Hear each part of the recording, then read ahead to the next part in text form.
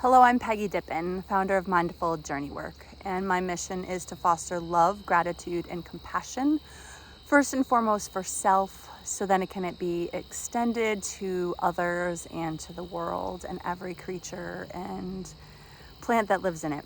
And recently, a friend had posted on Facebook some information or research connected to modern parenting and the stresses that parents have reported having. And most of the questions was 60% or higher in the United States compared to other countries in the world. And most of these concerns and stresses were connected to financial situations and as well as being embarrassed about talking about these stressors. And from my perspective, what I see is a lot of stresses are connected to anxiety or fear, connected to a narrative, an inner monologue that's happening in a person's brain, including my own.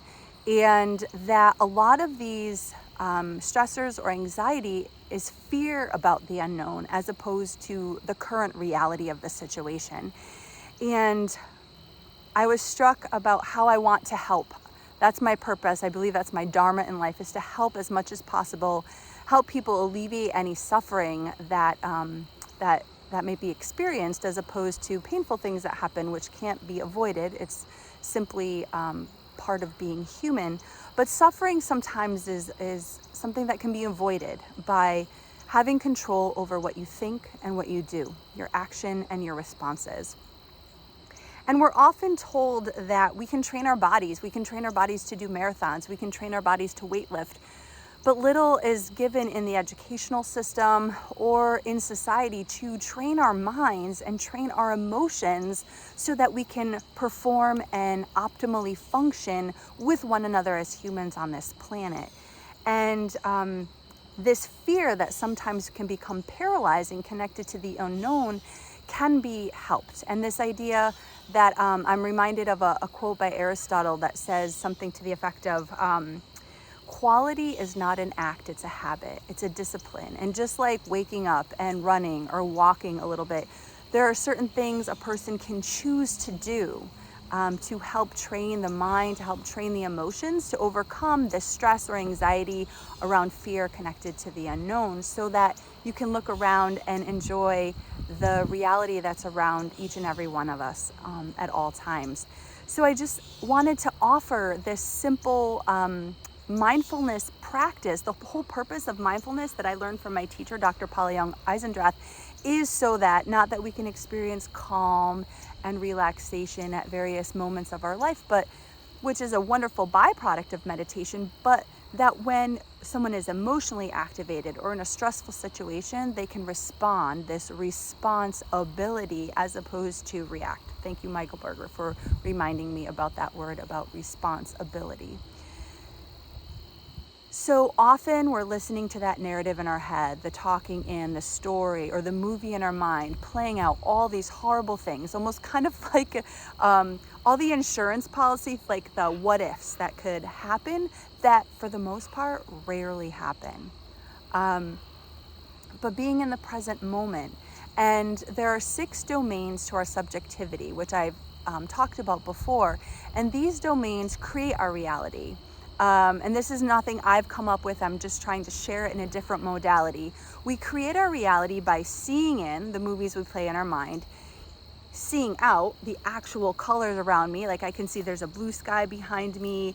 There's some grasses here. There's a tree over there. There's a different tree over there. I'm wearing a 2-tone shirt. There's white on this side. There's like cream color on this side. So seeing out with our eyes, with our visual perception, as well as hearing in that internal monologue we're saying to ourselves most of the time. Hearing out, I just heard a crow. I'm hearing crickets. If I take time to listen out, as well as feeling in my emotions. I'm feeling a little nervous, so I'm like kind of feeling a little heaviness in my chest here, but I'm also feeling out like there's a nice little breeze that feels really nice on this warm early September afternoon. And when I start to catch myself hearing in to all the things that I could be doing or should be doing, I remind myself I have a choice. I don't have to pay attention to that. I can choose to pay attention to what's around me. So I might go, bird, catbird. I hear a catbird, catbird singing. Listen to the catbird singing. Oh, I hear the brook going over there, brook babbling. To ground me in the moment here, and then dropping the story so that I can experience what the reality is around me, and then can say to myself, okay, what was I thinking about that was stressful to me? I was thinking about, do I have control over what I'm stressing about? If I don't have control over what I'm stressing about, then I simply have to drop that story so that I don't experience that stress on my body. If there is something I can do, then I might say, okay, I want to take an action step to do something about it. And so then there's choice and more agency as opposed to this reacting all the time and then this idea of responding or responsibility. I want to talk more about this, but I've just been talking for about 6 minutes, and I hope that's enough to maybe have you go out and trying when you start to catch yourself noticing your mind is starting to rambling, use the hearing out. Oh, I hear a bird, I hear a brook. Oh, I see some goldenrod.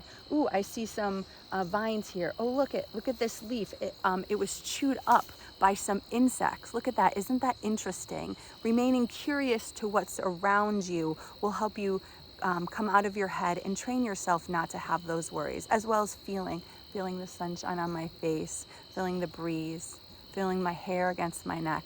Those feeling out, seeing out, and hearing out helps you stay grounded in the reality that's around you as opposed to the unknown and not reality of your mind. Thank you so much for listening, and please be in touch.